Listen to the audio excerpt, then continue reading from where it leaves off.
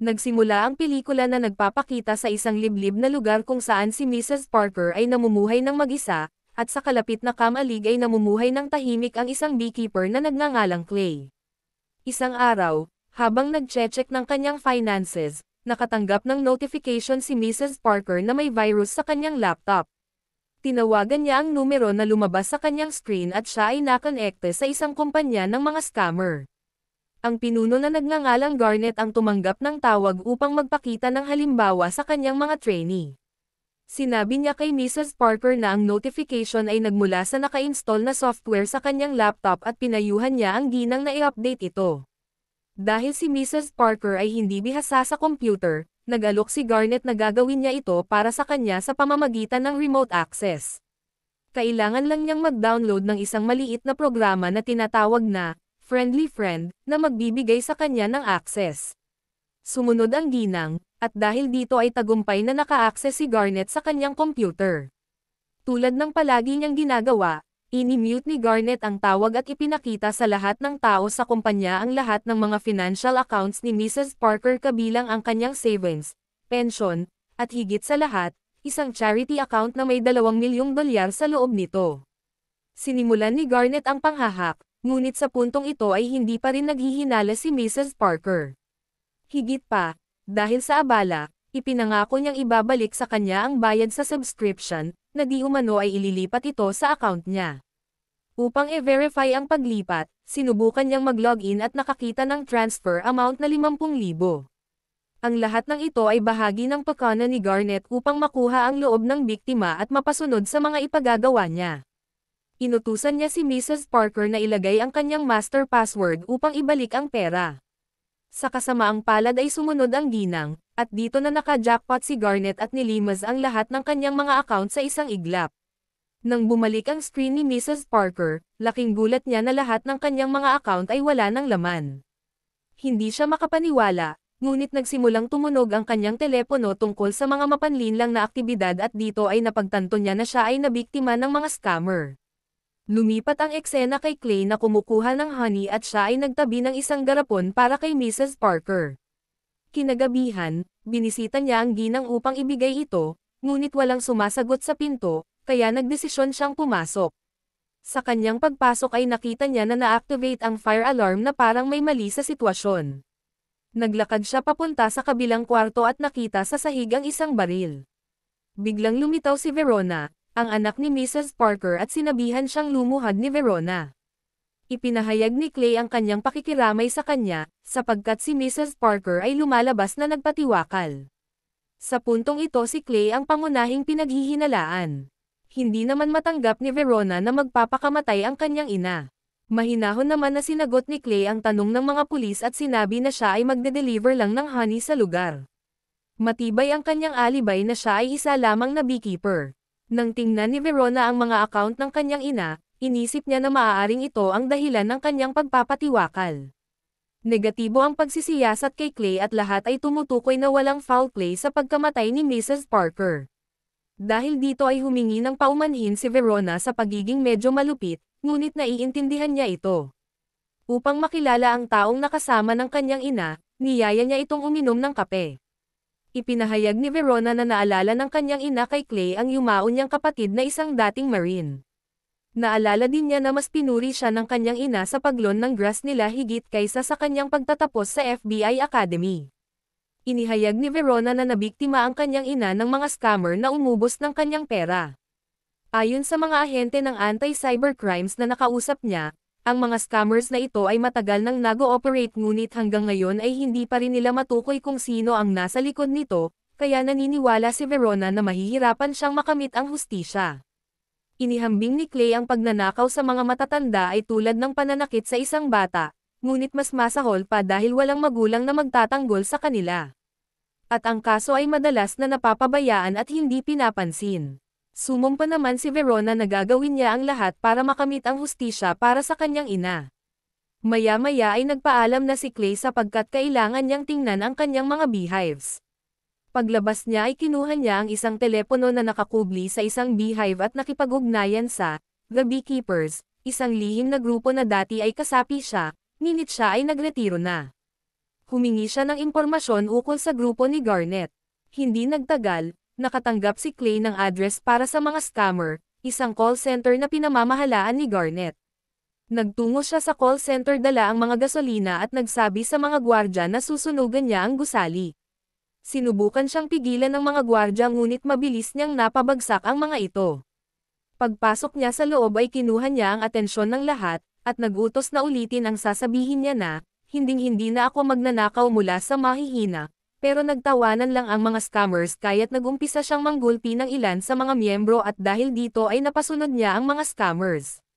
Pagkatapos nilang ulitin ang panunumpa ay sinigurado niyang tutuparin nila ang pangako sa pamamagitan ng pagbuhos ng gasolina sa paligid. Sinubukan siyang pigilan ni Garnet at ng iba pang mga security ngunit madali niyang nagapi ang mga ito. Nagpatuloy siya sa paglalagay ng mga bomba na matre-trigger sa oras na makatanggap uli ng tawag ang mga scammer sa panibagong biktima. Ilang saglit pa ay lumabas si Clay at tagumpay niyang napasabog ang buong gusali.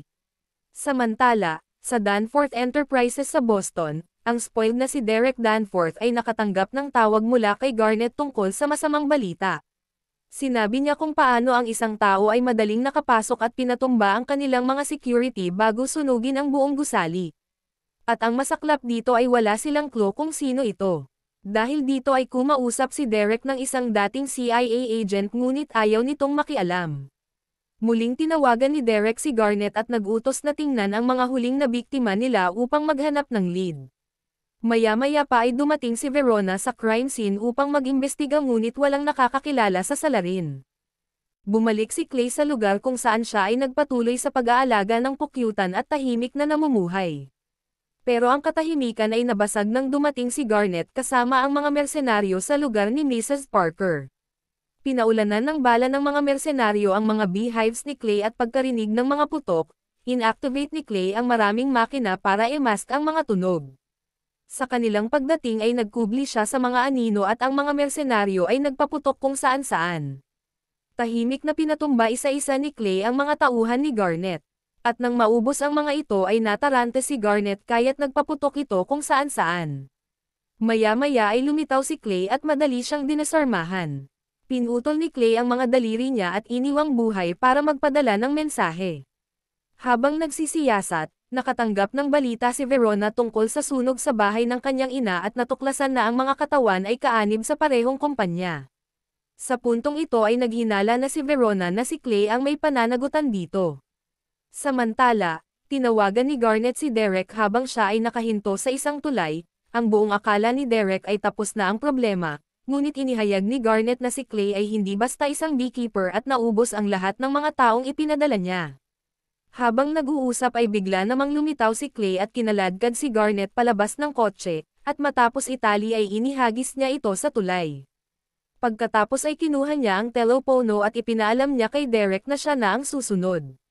Dahil sa takot ay pinuntahan niya ang dating CIA director at nagpaliwanag na may isang baliw na beekeeper ang humahabol sa kanya at sumunog sa isa sa mga call center niya.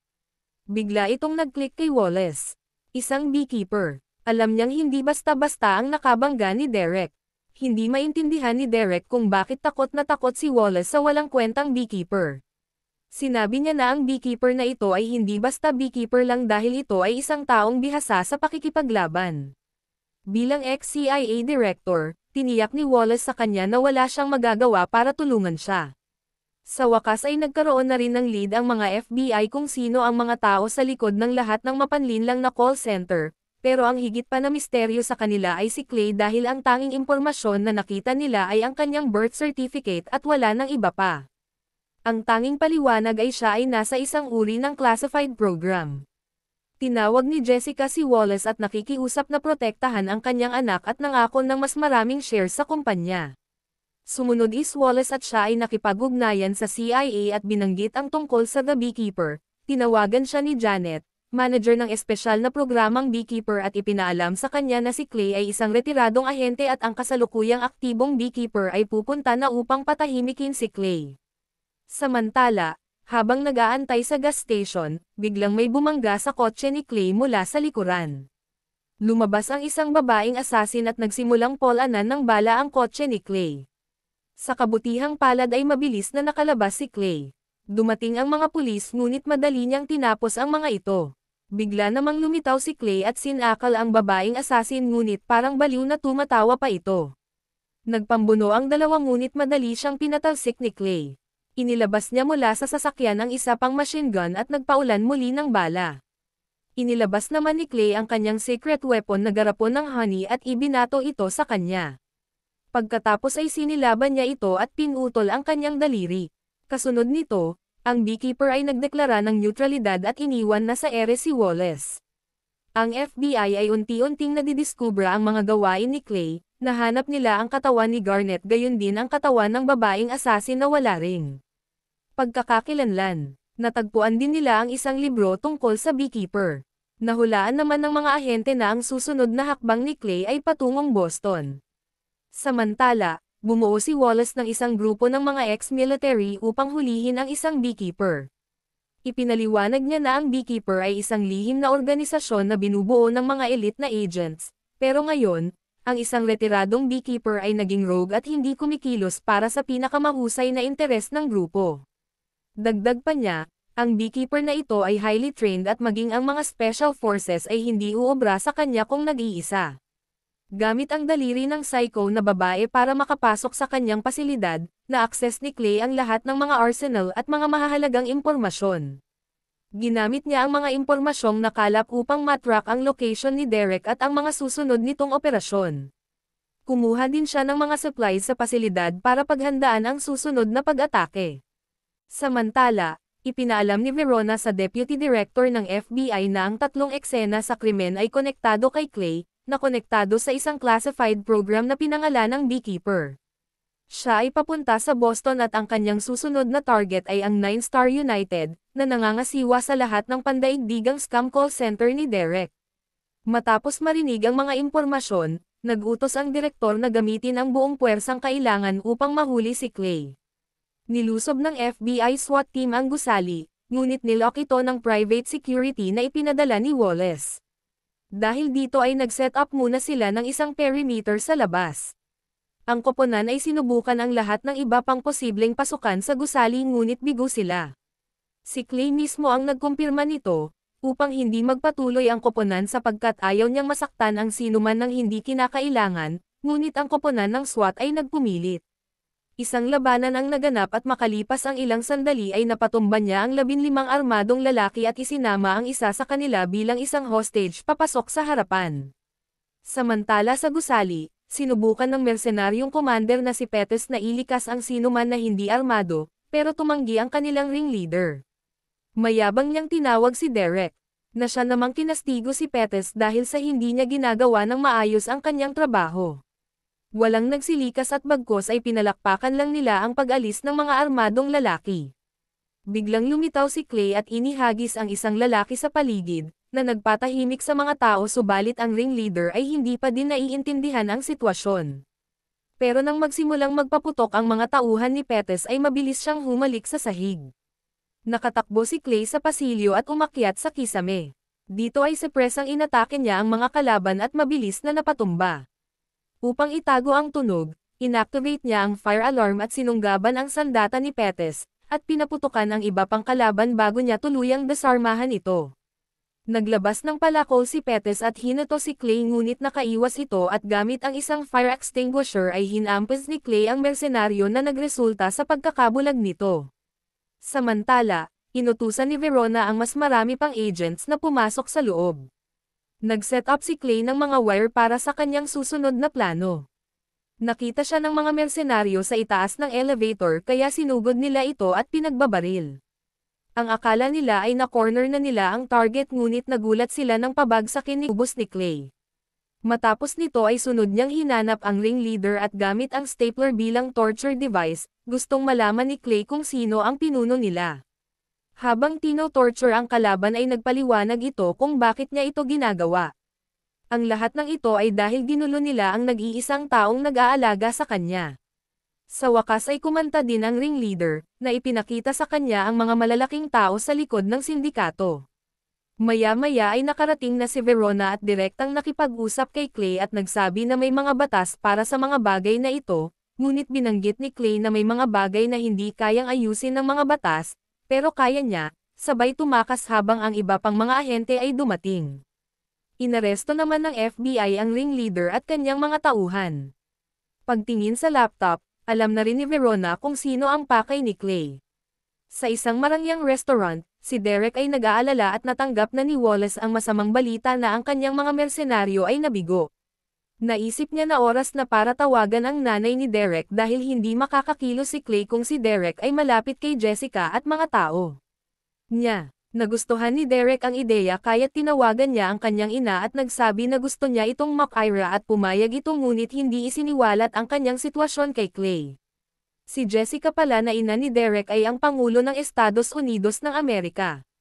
Binanggit ng kaibigang ahente ni Verona na marahil magandang ideya na hayaan na lang si Clay na gawin ang kanyang bagay, ngunit hindi niya magagawa, kahit na ito ang tamang moral na gawin. Ipinaalam ni Verona sa Deputy Director ng FBI na si Clay ay patungo sa isang misyon. Ginagamit ng 9-Star United ang isang data mining software para matukoy ang mga taong walang tagapagmana o pamilya, na nagtatarget sa kanilang mga asset. Ngunit may isa pang kumpanya na kasangkot ang ilang mga ahensya ng gobyerno ng US at parehong pinamamahalaan ng Danforth Enterprises na itinatag at pinamamahalaan ni Jessica Danforth, na kamakailan ay bumaba sa pwesto dahil nanumpa siya bilang Pangulo. Silang tatlo lang ang nakakaalam ng impormasyon at ito ay nais ng Deputy Director na panatilihin ito sa ganoong paraan. Dahil sa pagkakadawat ni Jessica sa scam, baka hindi lang si Derek ang target at nasa panganib ang Pangulo. Sa Danforth Beach House, mahigpit ang seguridad. Pero nandyan si Verona para mas maghigpit. Makikita naman si Derek ay nagre-relax lang at umiinom ng beer. Ngunit si Wallace ay hindi pa rin mapakali dahil alam niya na kahit gaano karaming Secret Service ay hindi rin siya nakasisiguro, kaya't na-recruit niya si Yellow na nakapatay ng isang beekeeper dati kapalit ng malaking pabuya. Galit na galit naman si Jessica dahil walang nag-abiso sa kanya na malala na pala ang sitwasyon. Ang Secret Service ay masusing pinaghigpit ang seguridad at hinaranggan ang lahat ng mga posibleng daanan at masusing sinusuri ang bawat sasakyang dumaraan. Hindi naman umubra ang mga hakbang na ito at nagawa pa ding makalusot ni Clay sa pamamagitan ng isang drainage system patungo sa isang manhole, at nang makapasok ay pakubli siyang nagtungo sa ilalim ng isang sasakyan gamit ang isang skateboard. Ngunit nakita siya ng isa sa mga agent pero nagawa niya itong patahimikin ng mabilis at makuha ang kasuotan nito. Ngayon ay may perpektong disguise na si Clay para makisalamuha. Sa pagdating ng kill squad ni Yellow, ang lugar ay maaaring ang pinaka-secure na lokasyon sa buong mundo. Nagpalit si Clay sa isang suit at pagkatapos ay nagsimulang makihalubilo sa mga bisita. Nakita ni Verona ang Deputy Director na nakikipag-usap sa presidente at alam niya na ipinabatid na sa Pangulo ang katotohanan. Dahil dito ay tinawag niya ang kanyang anak at pumunta sila sa isang pribadong silid, kasama ang Deputy Director. Inihayag ng Deputy Director sa pamilya ang tungkol sa kanyang investigasyon na may kinalaman sa illegal na negosyo. Ipinasa naman ni Jessica ang tanong kay Derek, bilang pinuno ng negosyo na nagresulta sa pagkabalisa ni Derek. Sa paghahanap para sa kanyang mga target ay nakita ni Verona si Clay at tumango siya, ngunit nag-abiso siya sa lahat ng Secret Service na nakapasok na si Clay. Kumilos na rin ang kill squad at nahanap siya sa labas. Humingi ng pahintulot si Yellow kay Wallace na tapusin si Clay na siya namang sumang-ayon pero bago pa man i-execute ay pinasabog ni Clay ang mga sasakyan upang ma-distract ang lahat. Pagkatapos ay dinisarmahan niya at pinatumba ang mga taong nakatutok sa kanya, naglakad siya patungo sa bahay bihag ang isang agent at pagdating sa bakuran ay sinalubong siya ng marami pang miyembro ng kill squad. Madali niyang pinatumba ang mga ito at tagumpay na nakapasok sa loob. Samantala, ang mag-ina ay nagtatalo sa loob ng silid. Sinisisi ni Jessica ang lahat kay Derek, ngunit kung wala ang iligal na pagpopondo para sa kanyang kampanya, hinding-hindi siya mananalo sa halalan. Lumalabas na hindi alam ni Jessica kung saan nanggaling ang pera, ngunit si Derek ay hindi tungkol sa moral, kailangan lang niyang tapusin ang trabaho. Nagpatuloy si Clay sa pag-atake at parang baliwala lang ang lahat ng hamarang sa kanyang daan patungo sa kanyang target. Nagpasya si Jessica na sasabihin niya kay Clay at sa buong mundo ang katotohanan tungkol kay Derek at paggamit ng software ng data mining, kahit na mawala sa kanya ang lahat ng tinatamasa niya. Si Clay ay ilang segundo na lang ang layo mula sa silid kasama sina Derek at ang Pangulo ngunit biglang lumitaw si Yellow na pinakahuling layer of security ni Derek. Nagpambuno ang dalawa at matapos ang palitan ng mga sipa at suntok at paghagis ng mga katawan, ay nanag ang bida gaya ng ating inaasahan at siya ay nagpatuloy kahit na sugatan. Sa puntong ito, maaaring si Verona lang ang maaring pakinggan ni Clay. Habang pinipigilan ang kanyang pagdurugo, sinabi ni Wallace kay Clay na napatunayan na niya ang kanyang punto. Kaya pa niyang bumalik at mamuhay ng tahimik. Ngunit huli na ang lahat, ang misyon na ito ay personal para kay Clay. Nagtanim siya ng pampasabog sa pinto at pinaupo si Wallace. Samantala, bago makapasok si Clay ay nakaisip ng huling baraha si Derek. Binaril niya ang direktor at banihag ang kanyang ina. Pagsabog ng pinto ay tuluyang nakapasok si Clay at nakaharap ang pinuno ng scammer na ngayon ay nagtatago sa saya ng kanyang ina. Nakapasok na rin si Verona at tinutukan ng baril si Clay. Pinapili siya ni Clay kung mas nais niyang ipatupad ang batas o ipatupad ang hustisya. Binaril ni Clay si Derek sabay talon sa bintana upang tumakas, ligtas naman ang Pangulo at si Verona ay may clear shot para tapusin si Clay pero katarungan ang pinili niya. Nagbigay si Clay ng kanyang huling tango, bago tumalon palayo, kung saan siya ay may nakatagong suot na panglangoy.